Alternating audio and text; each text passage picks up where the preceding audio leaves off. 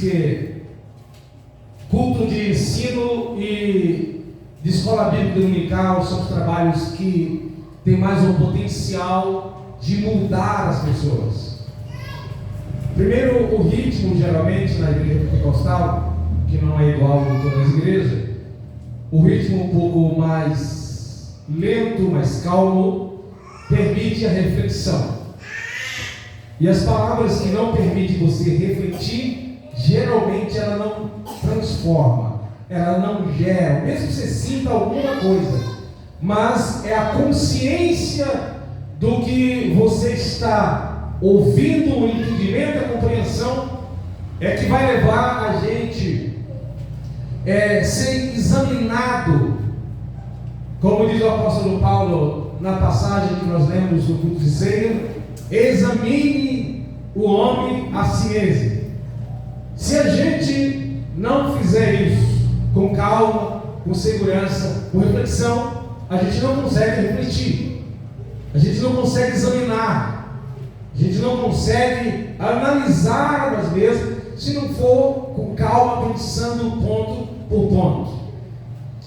E quando nós pegamos um texto como esse que nós lemos aqui no início do culto, ele é um texto transformador, porque nos leva a pensar sempre ao nosso respeito. Existe texto da Bíblia, existem pregações que ela nos leva a gente ficar analisando o outro. Existem pregações que nos levam a gente estar pensando em alguém quando a gente escuta. Mas existe texto da Bíblia que ele faz a gente olhar para dentro de nós. E essas passagens que nos faz olhar para dentro de nós são as passagens bíblicas que mais geram transformação. É claro que vai primeiramente criar o impacto. Vai em alguns momentos a palavra ela virá como uma espada, ela poderá vir como um martelo. A Bíblia diz, a própria Bíblia diz que a palavra de Deus ela também pode ser como um fogo, ela pode ser como uma luz, pode ser como uma lâmpada, pode ser como um alimento. Então não pense que a palavra de Deus ela quando vem no nosso encontro, que ela é igual todas as vezes. Toda vez que uma pregação vem, ela vem alimentando. Não é sempre assim. O alimento é uma característica da palavra, nosso alimentar. Mas a Bíblia não só nos alimenta, ela pode nos fazer rir. A palavra de Deus pode nos fazer chorar. Ela pode criar euforia, alegria, mas ela pode produzir tristeza. É por isso que nós, não compreendendo isso, quando ela vem fora do que a gente espera, nós a rejeitamos, porque esperamos sempre a Bíblia como consolo. E ela nos consola, ela também nos exorta, ela também nos edifica, ela também nos limpa. Então a Bíblia ela faz diversas coisas em nossa vida. A Bíblia ela vai trabalhar em todas as áreas da vida básica ou da vida humana, espiritual, emocional, financeira, social. Vai trabalhar na moral, na santidade, vai trabalhar no corpo humano, pode refletir no corpo humano também, na nossa alma e no nosso espírito. Por que é que nós somos muitas vezes tão anêmicos espiritualmente? E por que ficamos muito tempo em uma igreja e parece que nós não somos trabalhados, parece que Deus não está melhorando a nossa vida? Porque exatamente por isso, quando eu entro em uma casa, eu tenho diversas dificuldades, mas eu quero procurar sua comida, então eu vou me alimentar, só que eu também estou doente, eu preciso procurar remédio naquela casa. Eu estou com algum problema em um membro do corpo que precisa de uma cirurgia, e de repente é cirurgia mesmo de tirar, mas eu dou uma enfaixada em uma situação e prefiro manter que precisa ser radicalmente tirado. Então você percebe que a Bíblia ela trata de diversas áreas das nossas vidas, mas ao mesmo tempo ela não nos alcança porque a gente não permite. Às vezes eu ouço as pessoas dizendo assim, comportamentos nas redes sociais, comportamentos na rua, comportamentos nos lugares, e quando alguém é questionado, fala assim: rapaz, mas você não é um pregador da palavra lá na igreja? Sim, eu sou, mas aqui eu sou pedreiro. Ou seja, não confunda uma coisa com a outra. Lá na igreja eu prego, aqui é minha profissão. Então, essa ideia, eu não confundo uma coisa com a outra, ou seja, é como que a Bíblia não pudesse interferir na nossa vida fora do ambiente religioso. Eu sou luz dependendo do lugar.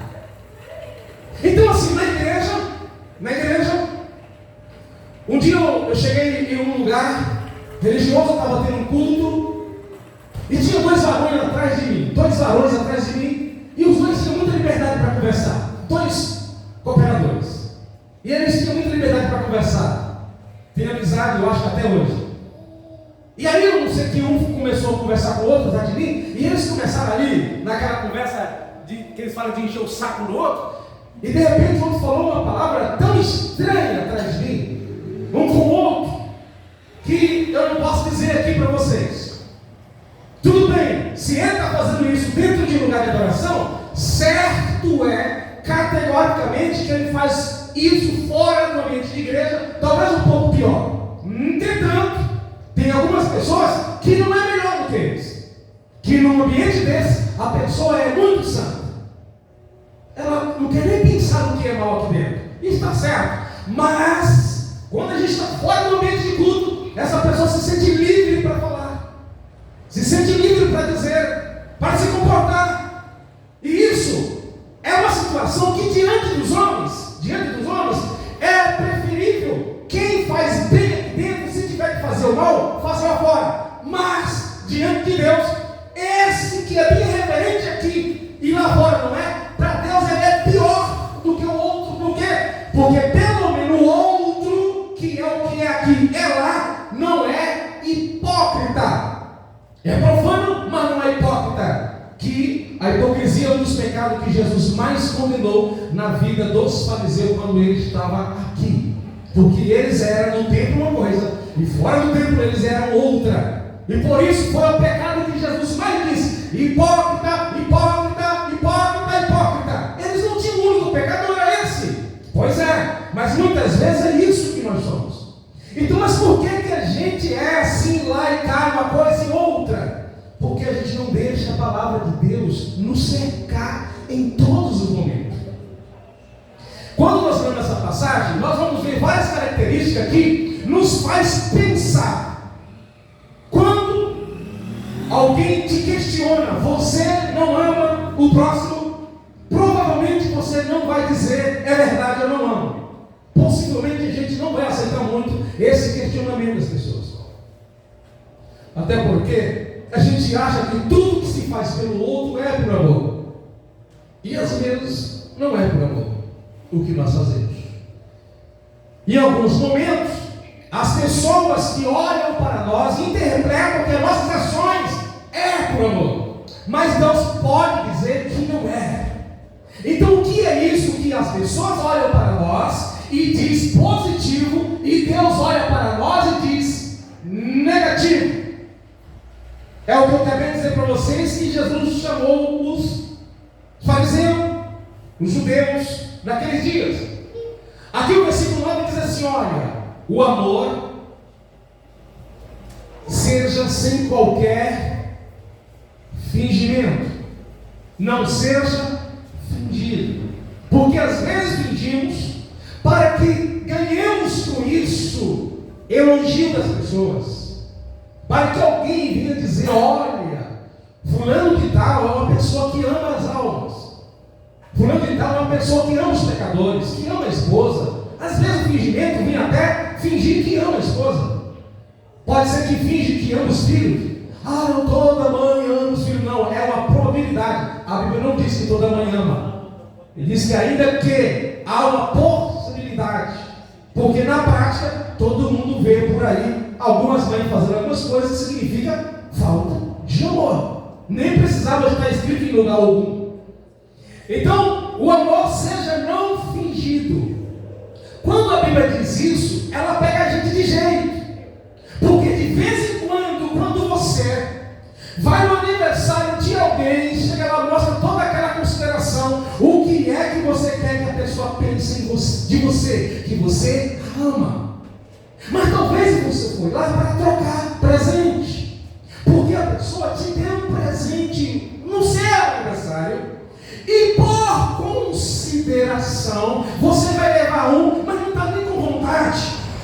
E quando você faz por amor, você vai com vontade. Se você vai se sentir vontade, logo você não está indo por amor. E essa pessoa que você está dando a entender que está fazendo aquilo por amor, entende que você está amando. Se você não estiver amando, o que é que está acontecendo? Você está fingindo naquele momento que a ama e não passa de consideração. E é aí que quando a gente é transparente, as pessoas descobrem quem somos. Porque lá um dia você cai na bobagem de falar para alguém: eu fui naquele dia no aniversário da Juliana só porque ela foi no meu, mas eu não estava com pingo de vontade de ir. E aí quando ela descobrir isso, o que é que ela vai entender? Quer dizer que ela deu a entender que me amava e só estava me fingindo? Qual é a conclusão mais exata? Nós corremos um grande risco, porque as nossas ações, quando a gente faz para as pessoas, será mesmo que é por amor, ou a gente apenas finge, como diz a gíria, para ficarmos bem na vida? O que é que você, quando você vai lá dar um presente, seja lá para quem for, o que é que a gente quer que a pessoa interprete com isso? Porque todos nós buscamos uma interpretação, ou que alguém nos interprete com aquilo, com as nossas ações. Todo mundo faz isso. Todo mundo faz isso. Nós somos interpretados pelas pessoas, nós somos estudados e analisados o tempo todo. Você dá outro tipo de palavra, mas é isso que acontece. Estão analisando. Observe bem, se você chega numa igreja e está todo mundo assim: eu louvarei ao Senhor na alegria e na dor. Todo mundo fechado. O que é que você pensa que essas pessoas estão fazendo? Que elas estão, principalmente se ela fizer com a mão para cima e com os olhos fechados. Você já sabe que as pessoas que estão te assistindo estão te analisando desse modo. Não tem como elas analisar o contrário. Seria, eu posso julgar, mas é um julgamento sem lógica. Então nós somos e analisamos também. Então a Bíblia, ela muitas vezes ela é um pouco radical para conosco. Eu me lembro, quando eu estudo isso aqui, eu me lembro de um livro que eu comprei, eu li e depois eu doei para alguém. Eu doei, não sei se eu troquei por outro. O livro é 10 coisas, se quiser pesquisar depois e comprar, tem no Mercado Livre, 10 coisas que Jesus disse que eu gostaria que ele não tivesse dito. Mas bem atenção, o livro é 10 coisas que Jesus disse que eu gostaria que ele não tivesse dito. Aí prossegue então a mensagem bíblica, Paulo dizendo no versículo 9 ainda, de Romanos 12: odiai sim o que é mal. Às vezes nós procuramos o máximo sermos neutro em coisas que a gente não deveria ser neutro. Amar, você tem que tomar iniciativa. Amar é uma decisão. Aí outra decisão é odiar sim o que é mal. Tem coisas que a gente vê que é ruim e a gente simplesmente passa de lado e deixa aquilo para lá. E tem uma frase que a gente usa muito errônea, com coisas que não deveriam se dizer. Para mim isso não faz diferença. E às vezes ele fala assim: nada contra quem faz tal coisa. Olha, Deus é contra e a gente não. Você vai ver Deus falar: Deus não é só contra o que a gente faz, Deus é contra nós também. Você que pensa que não. Eu, porém, tenho contra ti que deixaste a verdadeira caridade. Eu, porém, tenho contra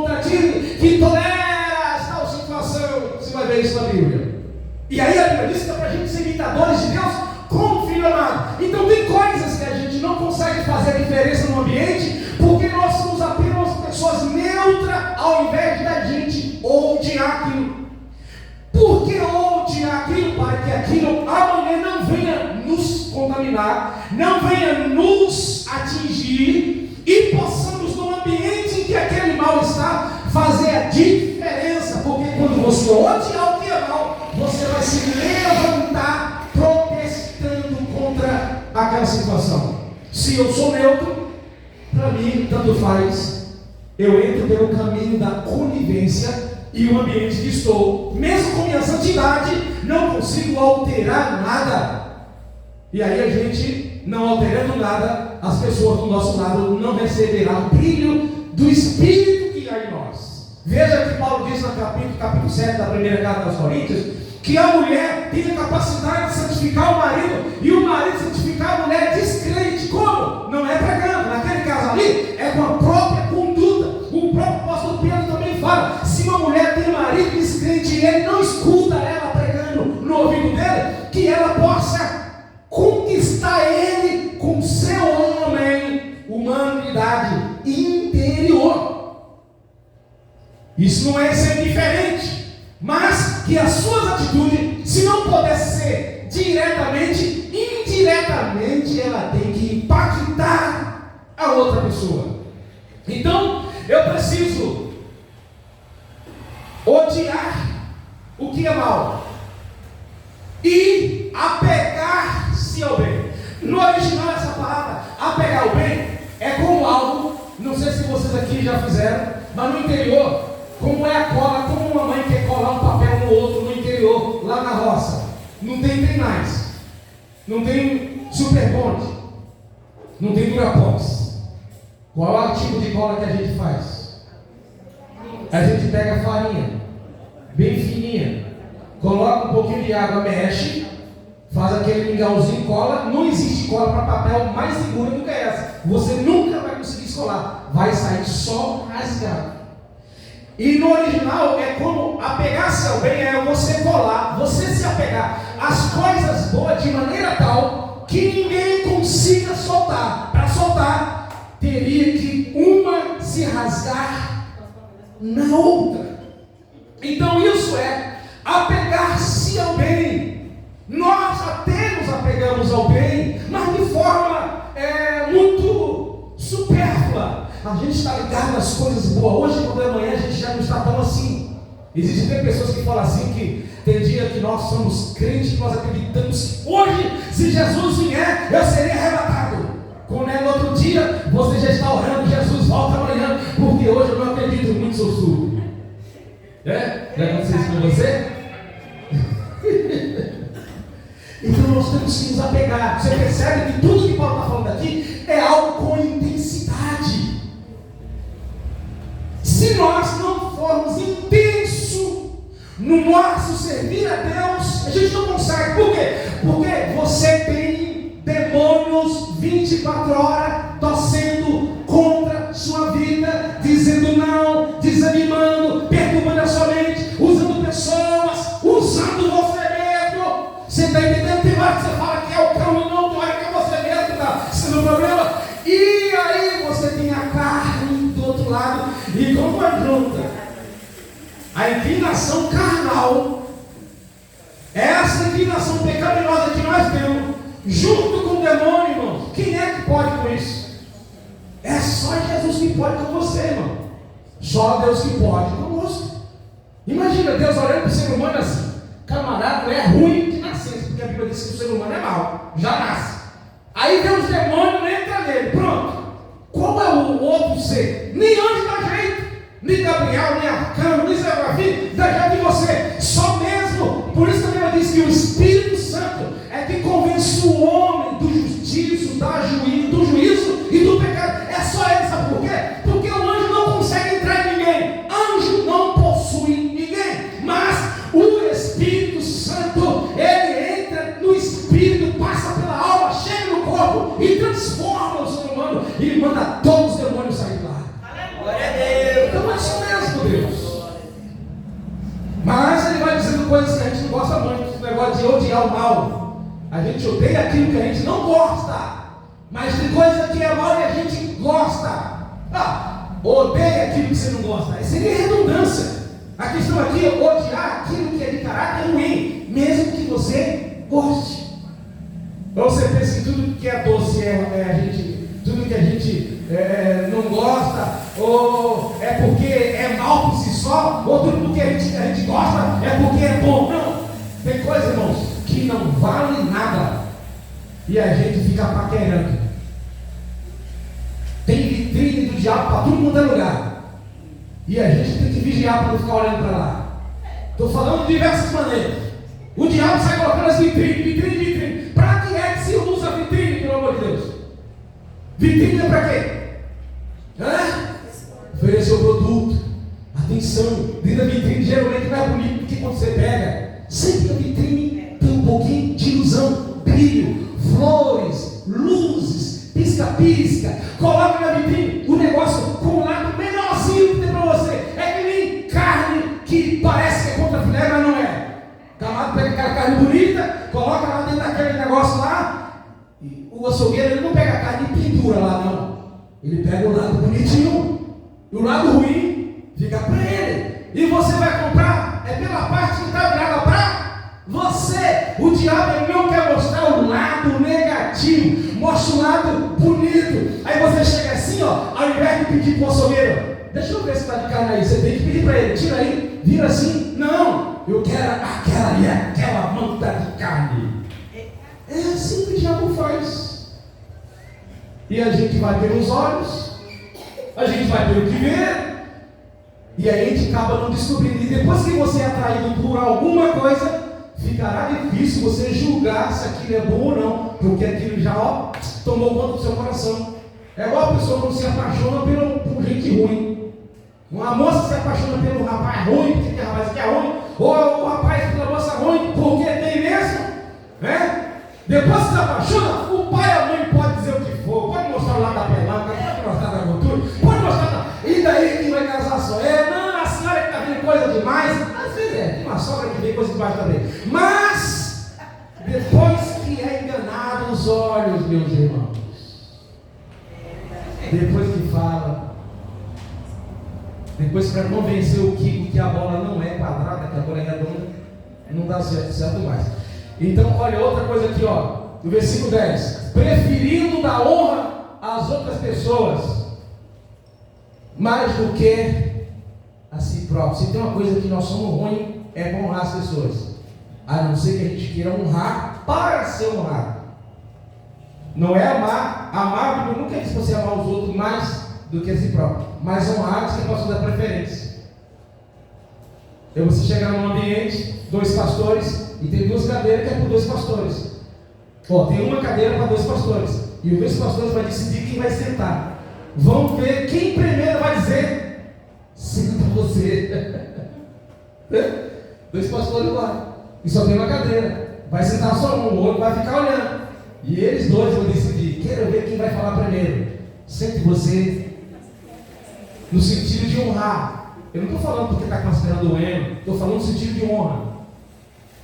Uma vez, teve uma pessoa que viajou de um lugar aí e ia ficar um bom tempo fora. E aí alguém resolveu mexer na cadeira principal, porque ele ia ficar um bom tempo lá, então os obreiros iam ficar tomando conta ali. Mas deu um bafafá no negócio, porque a pessoa se sentiu desonrada ao mexer na sua cadeira, preocupado com honra. Eu falo para os irmãos, eu só tenho essa cadeira aqui mais alta do que as outras, porque eu já encontrei aqui. Mas eu, por mim, todas as cadeiras aqui seria o meu tamanho igual. Vocês pensam que eu me sinto bem chegar aqui e olhar assim minha cadeira? Por que minha cadeira tem que ser maior do que a de Jeremias? Por que tem que ser mais alta, mais bonitinha? O que isso quer dizer? Eu não quero ser arrogante também, dizer eu vou encostar e vou colocar aqui e colocar outra para lá. Mas se um dia tiver um motivo de trocar as cadeiras, você acha que eu vou manter? Não estou dizendo que é pecado em si. Eu estou falando que no fundo, essas coisas têm a ver com honra, que nós não queremos preferir para o outro. Sabe? Cheguei a alguns lugares que você coloca lá, às vezes tem cadeiras assim, e aí sobrou espaço, mas não tem cadeira, aí tem que colocar as cadeiras de baixo, e chegam as pessoas em posição, você fica preocupado. Mas como vou colocar ele para sentar na cadeira de baixo e não tem mais cadeira estofada? Você fica preocupado. Não é que você não quer honrar a outra pessoa, é que você sabe que a pessoa vai se sentir desonrada. Mas a pessoa que tem essa ideia de se sentir desonrada por causa de mudança de cadeira, ela não terá facilidade em preferir honra às outras pessoas. Nós temos dificuldade de honrar as pessoas, de preferir ao outro. Não é só reconhecer, questão de preferir. Todo mundo é igual, tudo bem, eu prefiro você. Não estou falando de eclesiasticamente, mas como ser humano, porque Paulo está falando aqui, não é para o ministério, está falando aqui para toda a igreja. Então a gente briga pelas cadeiras da igreja, não sei. Aqui eu acho que não tem isso. Eu não vi aí escrito o nome de ninguém nas cadeiras aqui. Mas tem lugar que tem umas pessoas que marcam, fica 50 anos. Se chegar um dia, tiver alguém naquele lugar, ela fica em pé, mas ninguém senta na cadeirinha dela. Essa pessoa não sabe o que é preferir honra. É esquisito, irmãos. Para nós que somos cristãos, ter o amor como uma base de todas as coisas, e nós nos sentir como ser humano melhor do que o outro. Mas a fé tem que ser intensa. O versículo 11: não sejais descuidado do zelo, sede fervoroso no espírito. Sede fervoroso no espírito, aqui não é o Espírito Santo, é o espírito humano nas questões religiosas. Eu preciso ser intenso na minha crença em Cristo. Não dá para eu dar aula para vocês aqui de tricotomia humana, tricotomia, mas no estudo da tricotomia, espírito, alma e corpo, que a gente estuda na antropologia teológica, nós temos corpo, alma e espírito. E tem os atributos que envolvem a alma, né, que é sentimento, vontade, intelecto. No espírito tem a fé, a consciência, né? No estudo, quem sabe um dia a gente explica cada um em quem está cada atributo desse. E no espírito é que está a parte que leva você à adoração, é o seu espírito. E é o espírito que toma a iniciativa de orar, a iniciativa de ler a Bíblia, de ser cheio do poder de Deus. É o seu espírito, espírito humano, tocado pelo Espírito de Deus, que leva você a tomar essa iniciativa, a esse interesse, a esse toque. É por isso que a tristeza, por exemplo, está na nossa alma. E você consegue ver que tem pessoas que parecem que ela está alegre, ela está triste e ao mesmo tempo animada para adorar a Deus. Como pode isso?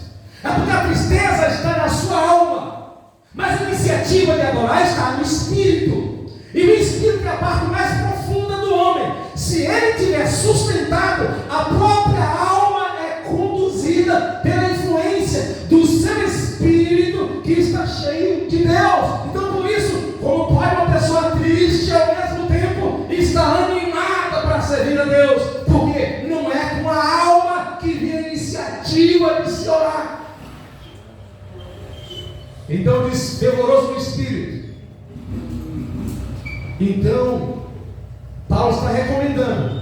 Você quer, por exemplo, não vou perguntar, mas eu creio que uma boa parte dos irmãos aqui ainda não leram a Bíblia inteira. Você perdeu bastante sempre, você não fez isso, mas tudo bem. Mas assim, por que é que a gente tem dificuldade de ler a Bíblia? Falta de fervor no espírito.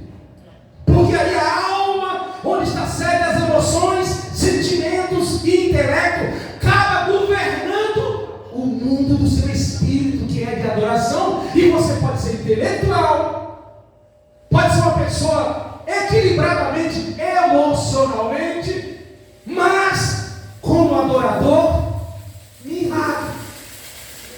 Então o que nós precisamos? Pedir a Deus graça para que o nosso espírito seja dedicado a Deus. Então no seu espírito está o seu fervor, que vem de ferver, que é a ideia de algo aquecido. Se a gente não tiver fervor no espírito, você faz propósito, por exemplo, é muito comum, final de ano, Muita gente faz um propósito assim: Senhor, o ano que vem eu prometo fazer o quê? Em janeiro? Alguém se lembra que a gente costuma prometer para Deus? Quando chega em dezembro, prometer que o ano que vem eu prometo que vou. Hã? Prometo. As mulheres sempre prometem. É por isso que não emagrece, né? Sempre foi ano que vem. Né? Mas o que acontece? Eu prometo ler a Bíblia inteira. Eu quero começar em janeiro. Se o Espírito de Deus está tocando no seu espírito, começa agora em novembro, meu irmão. Não deixa para janeiro não, porque você não sabe o fervor que vai estar lá. E ninguém tem um fervor espiritual o tempo inteiro no mesmo nível. Saiba disso. Não existe fervor espiritual 24 horas a 100 graus por hora. Não existe. Agora existem pessoas que ficam abaixo de 50 o tempo inteiro. Não chega em lugar algum também. Tem que passar pelo menos 50%. Então, venha a vontade de orar. Ore. Venha a vontade de ler a Bíblia. Leia. Venha a vontade de ir à igreja, que tem pessoas que têm problema até para congregar. Congregue.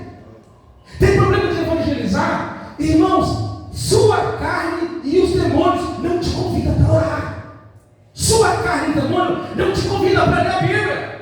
Não te convida para ser dizimista ofertante. Não te convida para evangelizar. Se alguma coisa está te tocando, é o poder do Espírito que está fervendo em você. Aproveite, porque aí você vai pegar ritmo e ninguém vai conseguir parar você. Aproveita a oportunidade, o toque de Deus. Eu contei um testemunho com os irmãos uma vez que eu entrei na igreja. Quando eu não converti, a primeira igreja que eu congreguei estava menos de um ano de crente. E eu tinha aquelas vidracinhas no interior, não tem calçada, não tem garagem, as ruas você não sabe como que é. Você sai assim, pisa na guia, já é a rua. A pessoa nem pensa em carro. Na cidadezinha do interior, que na época nem asfalto tinha, agora tem 3 ruas só que tinha cidade lá. E aí construíram uma casa de adobo, que é aquele tipo de tijolo cru que não é queimado. E aí veio na minha mente: olha, novo convertido, no meio de um ano, eu vou orar. Peguei a chave com o diácono, que era meu primeiro pastor, era um diácono. Peguei a chave, fechei, abri a igreja, aquela porta na frente de abrir assim, né? Tipo porta-balcão, eu acho que é assim que chama. Aquelas vidracinhas de vitrô canelado que hoje o povo não está quase usando mais. Fechei tudo, paguei a luz, porque as pessoas podem ficar curiosas olhando, porque era tudo ali em cima assim da rua. Eu digo, vou orar um pouquinho. Venha a vontade de orar. Não era diácono, não era cooperador, não era regente, não era nada. Venha a vontade de orar. Tinha amizade com ele, a gente fazia assim, evangelização na rua, alguma coisa assim. Peguei a chave, tranquei e fiquei lá dentro. E eu não tive costume de orar. Sabe você passar 10 minutos e o joelho já está doendo? Porque com 10 minutos, quem tem costume não dói, né? Quem tem costume não dói, a não ser que tenha problema de saúde. Mas o doer por doer, normalmente não dói. Geralmente é de uma meia hora para frente que vai. Aí o que acontece? E o joelho dói, ele muda de posição, e muda de posição. Aqui a gente tem esse negócio. Você não pode orar de joelho? Você ora? Mas isso é na modernidade. Antigamente não tinha isso. Nenhum pastor falava, coloca uma espuminha embaixo do joelho. Isso não existia. Não sei se os irmãos tinham problema, só sei que como não orava, com nada embaixo do joelho, tinha que ser no chão puro ali mesmo. Aí, e o joelho dói, você muda o calcanhar, muda para cá e muda para lá, naqueles bancos de madeira que você dobra o joelho e a testa fica botada naqueles banquinhos. Negócio ruim, que o outro calcanhar encosta na outra travessa. Negócio muito chato, pior do que cadeira. Até pouco tempo, São Deus, era tudo cadeira, era banco, né? Agora que é cadeira, ficou moderno. Aí, meus irmãos, aí passa uma hora. Eu digo, daqui a pouco eu paro a oração. Passou mais uma hora, daqui a pouco eu paro a oração. Passou mais uma hora, daqui a pouco eu paro a oração. Passou 4 horas orando. Simplesmente, eu vou orar um pouco mais, sabe? Sem propósito. Porque o propósito é bom, mas ele também te obriga a fazer. Eu estou falando de algo que foi impulsionado pelo Espírito Santo. Então, irmão, nós precisamos entender que em alguns momentos o Espírito de Deus está nos levando a um nível além do que nós estamos acostumados no dia a dia. Se isso acontecer, aproveite. Eu contei para vocês também uma vez que eu li vários vários capítulos da Bíblia numa noite. Nossa casa, cozinha, sala, quarto, era tudo um cômodo só. Assim que a gente casou, num local bem de periferia, ali em São Paulo, num cortiço. Todo mundo sabe o que é cortiço? Nós somos a última casa do cortiço. Cortiço é aquela casa que é um corredor assim, e cada tem um buraco para cá, um buraco para cá, e cada um é uma casa. Tinha uma ruazinha assim, mais de 1,20 m, 1,50 m às vezes, né? Aquele monte de gente morando em um lugar só. E aí eu digo, aquela sede de ler a Bíblia, sentei no vaso sanitário sem assento. Negócio muito desconfortável. Mas está com muita vontade de ler a Bíblia. Eu digo, não posso acender a luz para acordar minha esposa. Fui para o banheiro, peguei a portinha daquela ali, sanfonada, fechei. Li o capítulo, li 2, li 3, daqui a pouco eu paro, daqui a pouco eu paro, daqui a pouco eu paro. E foi de madrugada dentro, parei quando tinha lido 83 capítulos, sentado no vaso, sem assento, imagina como é que estava. Mas a minha concentração, a sede era tão grande. Eu não estou falando de uma cadeira, de um colchão, de um estofadinho, de um negócio, não. É um negócio que é desconfortável, certo? Que hoje tem uns vasos que é tão confortável que você não dá vontade de levantar, né? Mas naquele caso não era. Eu não estou falando que você tem que fazer, estou falando que quando a gente é fervoroso, ou quando o Espírito de Deus alcança nosso espírito. Por isso, não critique alguém quando você vê alguém dizendo que saiu da sua casa, foi no centro de Sorocaba, só para chegar lá, falar de Jesus. Ah, mas ele não poderia falar no bairro dele. Não seja impedimento na vida das pessoas. Você que sabe, Deus chamou para pregar na sua rua, mas tem gente sim que Deus tira da região dele para pregar no centro. Deus não vai fazer isso com você. Deus tira a pessoa daqui e leva lá para a África, porque você não pode, você não consegue. Lá não tem ninguém para fazer. Deus envia. Tem gente que abre a boca no ônibus, não poderia fazer na rua dele, faz. Mas onde é que Deus colocou no coração dele para fazer? Foi no ônibus, deixa ele pregar no ônibus. Eu não tenho coragem, mas eu acho bonito. Eu muitas vezes já planejei, já peguei em Praça Pública, né? Na Praça da Sé de São Paulo, com aquele geradorzinho a gasolina, para poder gerar energia para o microfone. Hoje está mais moderno, o gerador nem barulho faz. Mas o negócio a gasolina, parecendo um motor de motosserra, e os irmãos lá pregando na praça. E lá, na época, era perseguição. Hoje não tem mais. Hoje o povo está pregando e tem um montão de ímpio aplaudindo você. Antigamente não era assim. Então o que acontece? Você vê aqueles irmãos aqui em Sorocaba, é difícil você ver isso. Mas de vez em quando tem uns irmãos que abrem o bocão, sem microfone, começa a gritar que nem um louco. E depois você vê pessoas com as lágrimas caindo e Jesus salvando. Isso é o Espírito fervoroso. Então qual é a área que Deus está tocando em você? Deixa Deus viver. Agora, se a gente não se fervou para nada, irmão, não se fervou nem para dar dízimo, nem para dar oferta, nem para ficar na porta, nem para fazer, nem para evangelizar, não sei o quê, você está morto, precisa de ressurreição de Deus. Porque se tem uma coisa que o Espírito que habita em nós faz é dar vida, ele renova, ele aviva, ele desperta, ele capacita, ele levanta, ele tira do pó, ele coloca nas nações celestiais. Ele não vai usar para você para fazer todo tipo de obra, porque cada um tem uma área, mas ele vai despertar você para alguma coisa. Irmãos, tem pessoas que chegam assim para mim, para a gente assim, ó, os pastores de igreja sabem disso. Pastor, eu não tenho dom para isso, para isso, para isso, para isso, pastor, mas se precisar de uma cesta básica, conta comigo, pastor. Aí as pessoas da igreja não sabem, falam o quê? Aquela pessoa que chega na igreja não faz nada, não faz diferença. É assim que pensa. Pastor, não precisa falar para os irmãos, olha, irmão, onde Deus está usando cada pessoa. Tem que falar, pastor, eu gosto disso, isso, mas não me chame de microfone. Porque a pessoa vai ficar mais descontrolada. Já tem aquela pessoa que a gente sabe que se dá o microfone nesse lado, vai ficar doente. Né? Mas cada pessoa tem. Tem gente que ele sempre vai ajudar, se você chamar para fazer alguma coisa. Tem gente que gosta de trabalhar só oferecendo. Falar nisso, nosso ventilador está caindo lá. Ó. Me ajuda aí, por favor.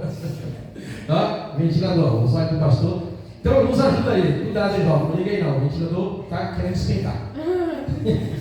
Fala agora, não esqueça. Então, meus amados irmãos, deixa o Espírito de Deus tocar no seu coração. Deixa esse fervor de Deus, né? Que nem os jovens foram, eles, o Pietro e a nossa irmã Gabi, foram cheios do Espírito Santo, e eles vieram aqui e deram testemunho. A gente não pediu para eles: olha, vocês têm que contar. Eles fizeram a oportunidade, eles desejaram. Por que isso? Porque é bonito? Não, porque eles sentiram tocado pelo Espírito de Deus. Glória a Deus. Não quer dizer que todo mundo vai se sentir tocado pelo Espírito de Deus para fazer a mesma coisa que fizeram. Tem uns que vai se sentir tocado só para tocar a bateria, né? Tem outro que vai se sentir tocado para reger. E a nossa irmã Cristiane gosta de reger. Ela não consegue se ver aqui se está ajudando a mocidade, mas ela, se ela puder, ela pede: por favor, não me dá oportunidade para ter o microfone na mão. Ela não gosta, certo? Pelo menos até agora. Mas tem gente que... Qual é a área que o Espírito Santo está tocando em você? Está vivendo, porque isso o Espírito Santo faz. Isso o Espírito Santo gera. Mas isso vem contra a nossa carne, como eu disse para vocês. E para terminar, algo que é difícil para a gente fazer, que Paulo fala no versículo 13: cooperai com os santos nas suas necessidades. Praticai a hospitalidade. Irmão, tomar iniciativa de nós mesmos para ajudar alguém, isso não é para qualquer, porque a nossa carne não quer. É só você deixando Deus operar na sua vida. Um dia desse, eu sempre ajudo espontaneamente na assistência social, assim, coletivamente não, voluntariamente, né? A pastora sabe aqui um pouco, a gente está sempre procurando ajudar algumas pessoas. Minha esposa sabe, eu já fiz grupo de WhatsApp umas 2 vezes, assim, por conta própria, coloco lá, e a maioria dos irmãos sai tudo do grupo. Aí depois, quando precisa, que eles procuram a gente, né?